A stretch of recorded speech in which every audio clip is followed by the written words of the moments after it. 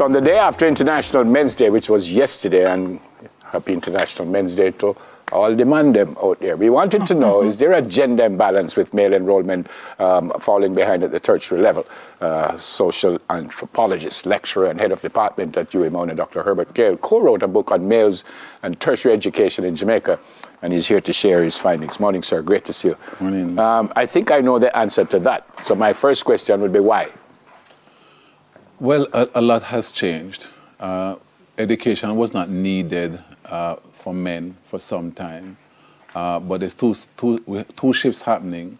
The Western Hemisphere, especially small island states like Jamaica, have moved towards education more as they move from heavy industries to services. So while that is happening, women have had a revolution in which they've pinned education as the #1 way of getting out of poverty and abuse. So these two things happening. You've had a massive shift from 107 males, right, to 100 in 1970s, to literally 228% now. So to every 100 men in a tertiary institution, there are 228 women in that institution on average. Wow. In 50 years. Wow.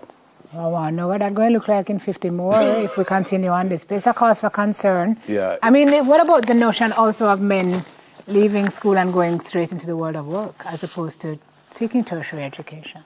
Right. Well, so the study we did for the university found that the men find themselves into 3 groups. It's more difficult for them to qualify for university. That's one. When they qualify, they're 1.5 times more likely to be the part of the breadwinning pact of the family, especially if it's extended family. And therefore, they're 1.5 times more likely to be asked to assist while the girl is allowed to go straight ahead.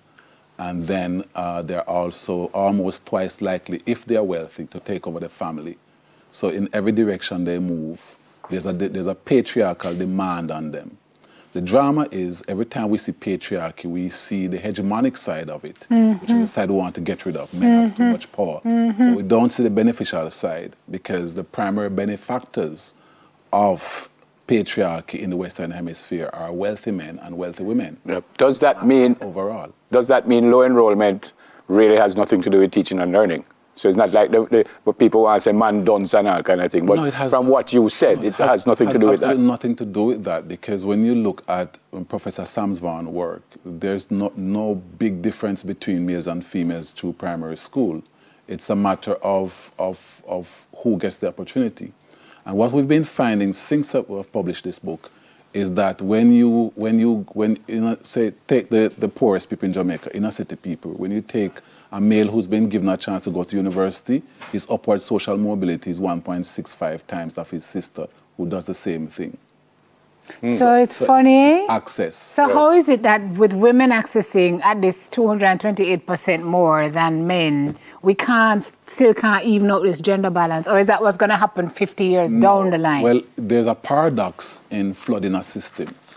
If you flood a system, if 10 of you enter a system compared to 1 of us, I am actually going to be immediately more valuable.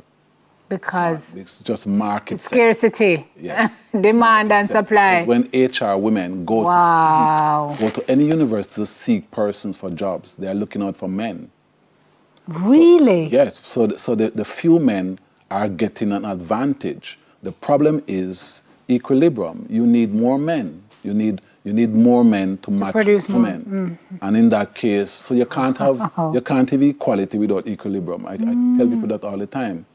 Right? You have to have balance. You have to have some sense of balance. And what is missing is the sense of balance, which is why I keep saying to people, you know, a woman who is heterosexual still need to have a MAN with a MA, and a man needs to have some dollars with some sense.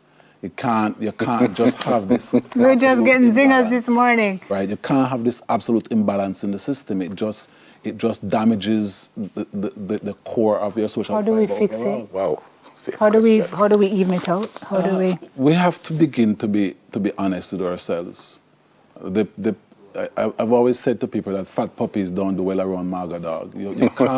You can't have families just invest everything in the girl without investing in the boy, right? And then he has to learn all these creative, non-educational ways to achieve it, including scamming, right? or as they would say, what they call scamming, hitman, and extortion enterprise. You can't leave him for that. It can fix soon? No. Sorry? It can fix soon? It requires families to reset. It also requires campaigns, because if you look at last year's, remember we've had now in the last 15 years, we've had 2 International Men's Day around George Floyd's death.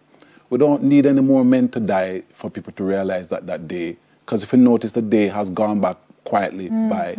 And I said to people on international news that George Floyd will give us 3 years, that's it. And people are like, no, that's the person. I said, if he gives me 4, come for my salary. And it's only 3 we get? 3 years we got. Wow. It went by yesterday without a hitch. Nobody remembered. It just went by, you know. Wow. I'm the head of Fathers Inc., and I've done now 19 international Women's Day presentations. I've done 3, the George Floyd 3. Wow. It's a cultural... So it's our fault. It's our fault. Men don't support men either. So this is not about blaming anybody. This is about what do you have. But men don't support men? No.